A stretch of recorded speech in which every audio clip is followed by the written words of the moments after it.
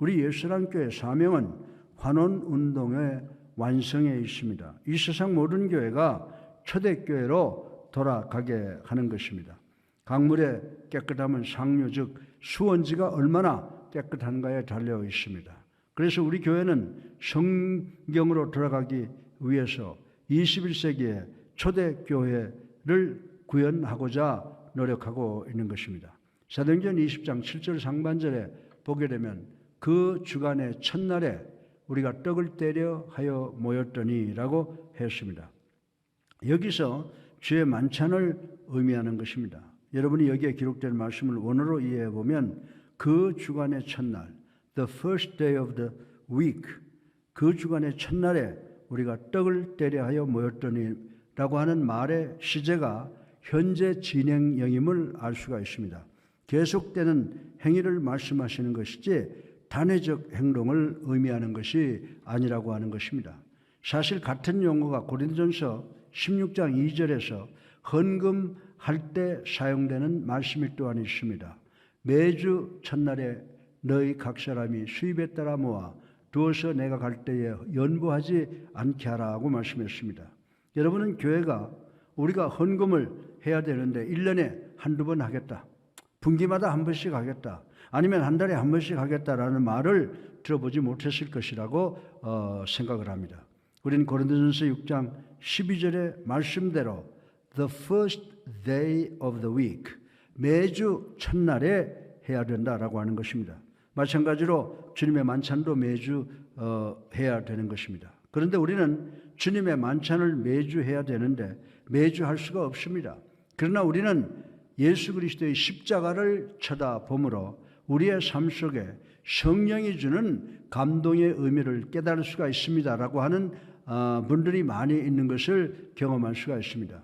주님의 만찬은 우리들에게 겸손한 묵상이 됩니다. 따라서 1년에 우리들이 주님의 만찬을 몇 번 하는가의 빈도수는 의미를 한번 생각하는 것보다 더 중요하다라고 하는 것입니다. 매주 정기적으로 주님의 만찬을 집행하는 것은 생활의 의미를 깊이 이해하고 있고 또 주님의 만찬은 대단히 중요하다라고 하는 것을 우리의 행동으로 보여주는 것이라고 말씀을 드릴 수가 있는 것입니다. 오늘 설교 본문의 첫째로 주님의 만찬은 매주 주님의 은혜를 기념하는 것임을 생각을 해 보겠습니다. 고린도전서 11장 23절로 25절에 바울 선생은 내가 너희에게 전한 것은 주께 받은 것이니 곧 주 예수께서 잡히시던 밤에 떡을 가지사 축사하시고 떼어 이르시되 이것은 너희를 위하는 내 몸이니 이것을 행하여 나를 기념하라 하시고 식후에 또한 그와 같이 잔을 가지시고 이르시되 이 잔은 내 피로 세운 새 언약이니 이것을 행하여 마실 때마다 나를 기념하라 하셨으니 라고 하셨습니다. 사랑하는 성도 여러분, 그리스도인들에게 있어서 주님의 만찬은 예수 그리스도의 십자가의 죽음과 장사 지냄과 부활을 기념하는 성례라고 하는 것입니다. 그리고 주님의 만찬은 유대인의 배경을 가진 사람들에게는 더 많은 의미를 주므로 하나님의 전지전능하심을 나타내는 것입니다. 주님의 만찬은 유월절에 근거를 두고 있습니다. 성경 주석학자이며 역사적인 역사학자인 조라 레빗은 유월절에 대하여 기술을 하고 있습니다. 그분은 유월절과 주님의 만찬은 대단히 깊은 상관관계를 가지고 있음을 보여주고 있습니다. 그는 무교병 즉 누룩이 들어가 있지 않은 빵은 세 조각으로 깨어진다고 했습니다. 중간 부분은 숨겨진 부분이라고 했습니다. 이 부분은 흰 떡에 의해서 숨겨져 있다고 했습니다. 식사의 마지막 때까지 이 부분은 숨겨져 있다고 했습니다. 현대 유대인들도 유월절 식사 때 이 숨겨진 부분을 찾는 프로그램을 즐겁게 생각한다고 하는 기록이 남아 있습니다. 유대인 아이들은 무교병의 중간 부분을 찾기 위해서 온 부엌을 다 뒤진다고 했습니다. 그런데 어머니가 식사가 끝날 때쯤 되면 이 중간 부분을 가지고 오게 됩니다. 그리고 기도하고 함께 나누어 먹습니다. 졸라 레빗은 숨겨진 부분은 예수 그리스도를 상징한다고 했습니다. 이 부분은 삼위일체의 중간 즉 성부와 성령 사이 중간에 계시는 성자시라는 것입니다. 예수님은 3일간 무덤에 숨겨져 계셨습니다. 예수님은 부활하시기 전까지 흰옷으로 둘러싸여져 있었습니다. 그리고 예수님의 부활 후에 잔치가 벌어졌습니다. 졸라 레빗은 그 중간 부분은 주님의 만찬 예식에서 예수 그리스도께서 일어나신 것이라고 지적을 하고 있습니다. 이 부분이 유월절의 부분입니다. 유월절의 무교병 부분입니다. 여러분이 주님의 만찬에 대해서 배우면서 어떤 사람은 떡과 포도주가 실제로 사제가 축사를 하고 나면 예수님의 살과 피로 변한다고 화채설을 배운 분이 계실 것으로 알고 있습니다. 어떤 사람들은 성경을 문자대로 믿습니다. 예수님께서 이 떡은 내 몸이다 라고 하심으로 그대로 믿는 분들이 계신다고 하는 것입니다. 그러나 성경을 자세히 보면 성경은 예수 그리스도의 죽음은 단회적 사건이라고 가르치고 있습니다. 예수님께서는 매주 돌아가시질 않습니다. 주님의 만찬은 예수 그리스도의 죽음을 매주 나타내는 것입니다. 주님의 만찬은 매주 우리들의 헌신을 나타내는 것입니다. 히브리서 7장 27절 하반절에 보게 되면 저 제사장들이 먼저 자기를 위하고 다음에 백성의 죄를 위하여 날마다 제사 드리는 것 같이 할 필요가 없으니 이는 그가 단번에 자기를 드려 이루셨음이라고 말씀을 했습니다. 예수님께서 떡을 들어 축사하시고 이는 내 몸이라, 잔을 들어 축사하시고 이것은 내 피다 라고 하신 것은 상징적, 심발릭하게 말씀하셨다고 말씀을 성경은 해주고 있습니다. 예수님께서는 사람들이 당신을 영원히 기억하기 위해서 동상을 세우거나 흉상을 세우거나 기념탑을 세우라고 하시지 않으셨습니다. 만약 우리가 예수님의 흉상이나 동상을 세웠다면 시간이 지나면 다 무너지게 되어 있습니다. 하나님께서는 예수님께서 기억될 수 있는 여인을 만드셨으며 이 여인은 2000년이 지속되고 시험 시간을 지났습니다. 그리고 예수 그리스도는 계속해서 이 세상에 인간들의 마음을 통해서 역사를 통해서 공간과 시간 속에 남아 계신다라고 하는 것을 우리는 알 수가 있는 것입니다. 하나님께서는 이 모든 사실을 눈으로 보고 기억할 수 있게 만드셨지만은 우리가 자주 망각한다는 것입니다. 그리고 우리는 감사하지 못합니다. 그래서 예수님께서 사람들로 하여금 예수님을 기억하기 위해서 물리적인 흔적으로 떡과 잔을 주신 것입니다. 예수님께서 주님의 만찬을 제정하신 것을 통해서 에레미야 31장에서 새로운 언약을 예언하신 것을 성취하셨다라고 하는 것입니다. 새로운 언약은 예수 그리스도께서 십자가에 달리신 것을 통해서 발견됩니다. 우리가 매주 떡과 잔을 먹고 마시는 것을 통해서 예수 그리스도께서 세우신 새 언약을 기념하고 기억하게 된다는 사실을 우리는 분명히 알아야 된다라고 하는 것입니다. 그리고 십자가 위에서 다 이루었다라고 하셨습니다. 다시 말해서 예수님을 통해서 하나님의 뜻이 이루어졌다는 것입니다. 예수님께서는 우리의 죄를 대속하기 위해서 희생의 제물이 되셨습니다. 우리가 떡과 잔을 먹고 마실 때마다 우리는 예수님을 뵙게 된다고 하는 것입니다. 예수님께서는 얼굴에 침을 뱉는 수모를 당하셨습니다. 머리에 가시관을 쓰셨습니다. 매를 맞았습니다. 십자가 위에서 손과 발에 대못을 받으셨습니다. 옆구리에 창을 받으셨습니다. 끝내 숨을 거두셨습니다.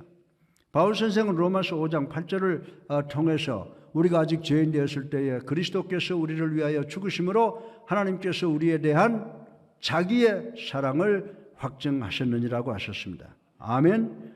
따라서 주님의 만찬은 매주 예수님을 십자가의 대속의 죽음을 기념하는 것만이 아니라 우리에 대한 하나님의 사랑을 매주 선언하는 것이 된다는 것을 우리는 알아야 된다라고 하는 것입니다.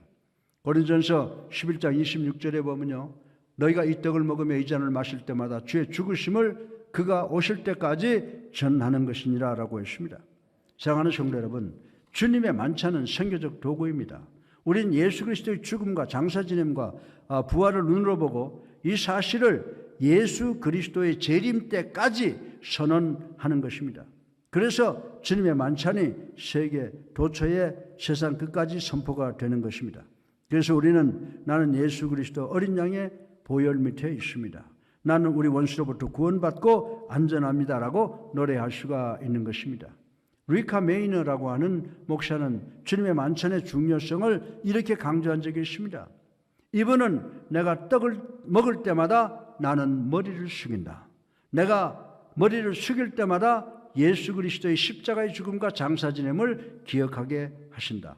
그리고 내가 잔을 마실 때는 고개를 들고 내 눈 위를 보게 된다. 그러면 예수님께서 죽음에서 일어나신 것을 기억하게 된다. 예수님께서는 언젠가 나를 위해서 다시 오실 것을 기억한다 라고 설명을 했습니다.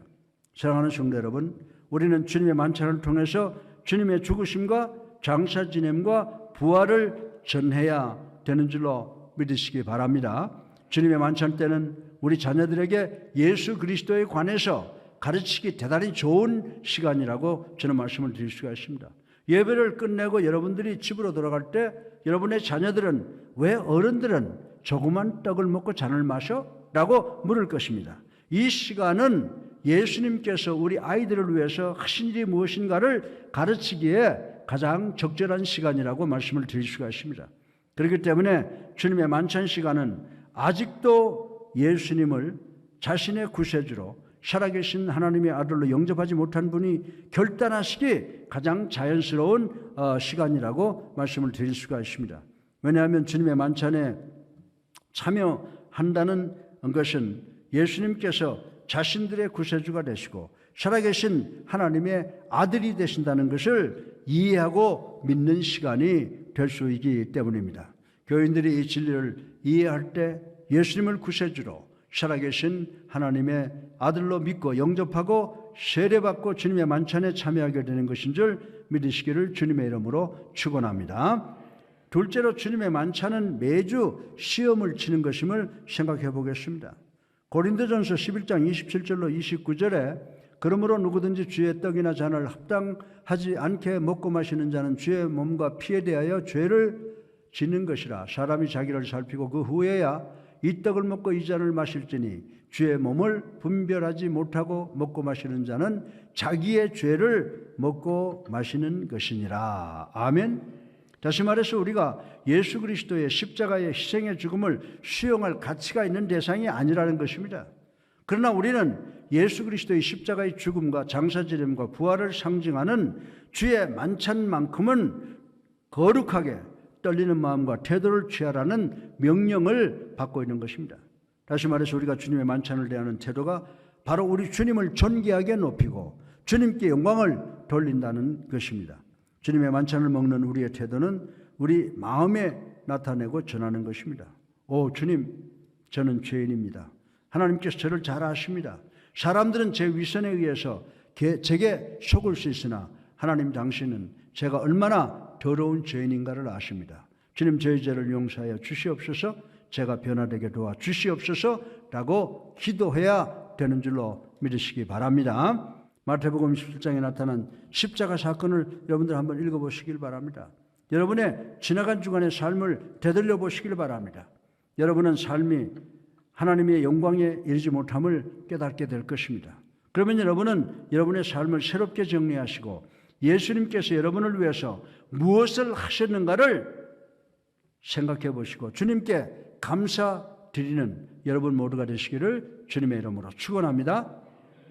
셋째로 마지막으로 주님의 만찬은 우리 주님과 성도 그리고 성도와 성도가 하나 되게 함, 다시 말해서 연합하게 한다고 하는 것을 생각을 해 보겠습니다.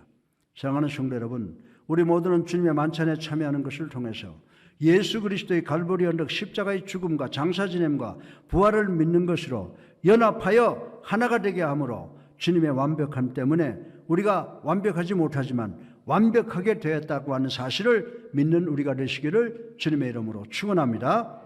따라서 믿지 않고 교회를 방문하는 방문객은 주의 만찬에 참여할 수가 없습니다.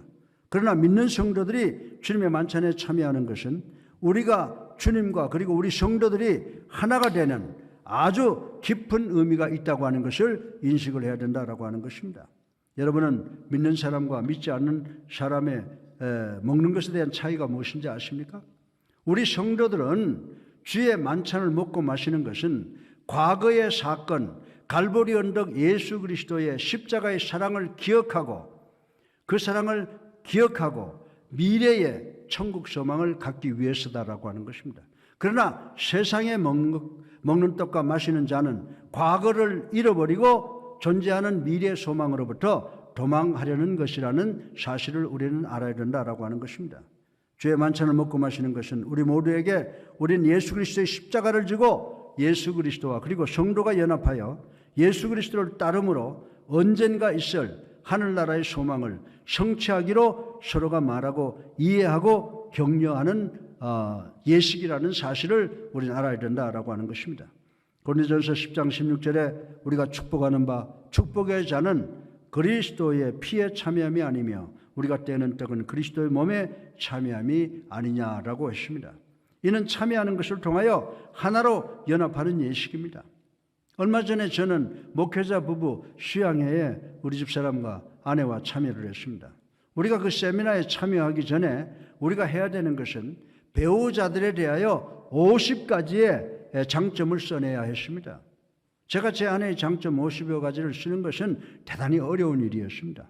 그러나 저는 우리 집사람이 나의 50가지 장점을 쓰는 데는 별로 문제가 되지 않으리라고 생각을 했습니다. 우리 집사람이 내 장점 40여 가지를 쓰고 있었습니다. 아마 제 아내가 제 장점을 아마 엿가락 늘리듯이 늘리느라고 진땀을 흘렸을 것이라고 생각을 해봅니다. 괜찮은 사나이, 운동을 잘하는 사이, 성질이 개떡 같은 사나이, 그리고 잘생긴 사나이 등등으로 쓰여져 있을 것이라고 생각합니다. 그러나 제 아내가 저에 대해서 써놓은 것 중에 저를 감동케 하는 것이 딱 하나 있었습니다. 제가 집례하는 주의 만찬을 먹고 마시는 것이 좋다, 이렇게 쓴 것을 읽어보았습니다. 사랑하는 성도 여러분, 주의 만찬에 참여하는 우리 모두는 조용하게 기도해야 됩니다. 우리는 이 성전 안에 있는 모든 성도는 그리스도 안에서 하나이며 더욱이 우리는 예수 그리스도와 하나가 된다는 것을 생각하고 감사해야 되는 줄로 믿으시기 바랍니다.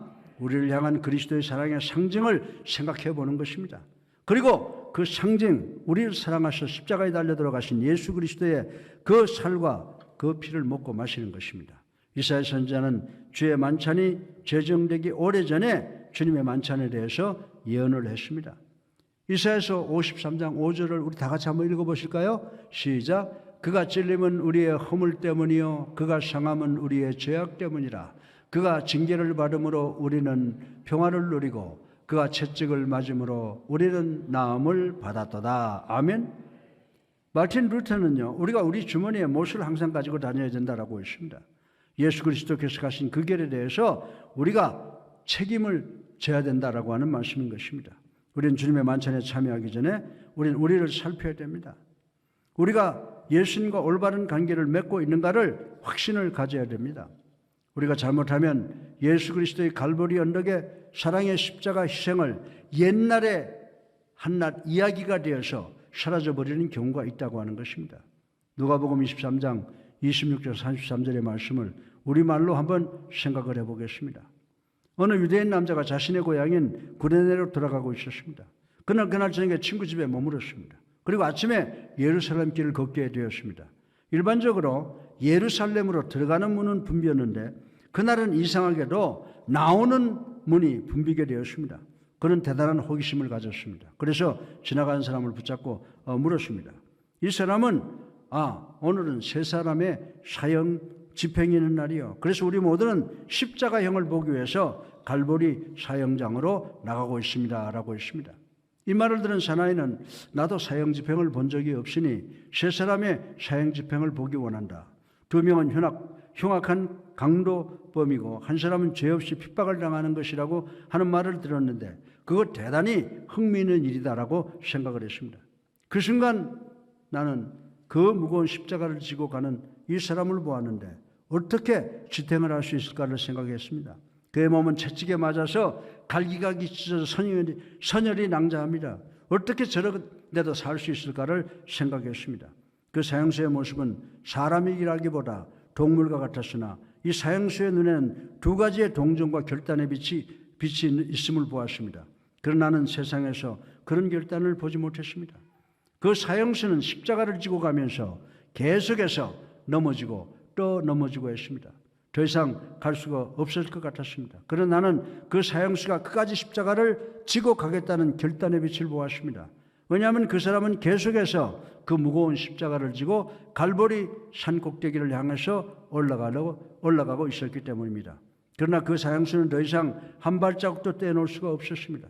그런데 갑자기 로마 군병이 너라고 하는 소리를 들었습니다. 그리고 십자가를 져라고 하는데 나보고 하는 말인지 몰랐습니다. 그러나 로마 군인이 가리키는 사람은 바로 나였습니다. 나는 죄수가 이렇게 없냐고 생각하며 욕과 저주를 하면서 십자가를 어깨에 메었습니다. 내 등은 사형수의 등처럼 끼어지지 않았습니다. 그러나 내 등 위에 지어져 있는 십자가는 내가 발자국을 뛸 때마다 살을 찌르는 듯한 고통이었습니다. 그런데 이상한 것은 이분은 자기를 십자가에서 사형시키는 대중에게 원망과 미움은 찾아볼 수가 없고 대단히 냉정함을 보았습니다. 이분은 단지 나에게 당신이 이런 일에 관련된 것을 미안하게 생각합니다. 한마디만 하셨습니다. 난 골고다 언덕에 도착해서 십자가를 그 사형수에게 돌려드렸습니다. 그리고 나는 관중 속으로 숨어들어서 잔인한 십자가형을 구경하게 되었습니다. 로마 군병들은 가시관을 만들어서 그분의 머리에 씌우시고 날카로운 못으로 그분의 손과 발에 깊이 박았습니다. 그리고 십자가를 세웠습니다. 그리고 하늘과 땅 아래 버려진 신세가 되었습니다. 그때 나는 혹시 이분이 예수라고 하는 사람이 아닌가라고 하는 생각을 했습니다. 이분이 성교의 눈을 뜨게 하고 안진뱅이를 일으키시고 보리떡 5덩이와 고기 2마리로 5,000명을 먹이시고 죽은 자를 살리셨다는 예수님인가? 이 사람이 갈릴리에서 온 기적을 베푼 그 나사렛 예수인가? 라고 생각을 했다고 했습니다. 그런데 주변 사람들이 유대인의 왕이여 남은 구원하면서 자기 자신을 구원하지 못하는 것이라고 조롱하기 시작을 했습니다.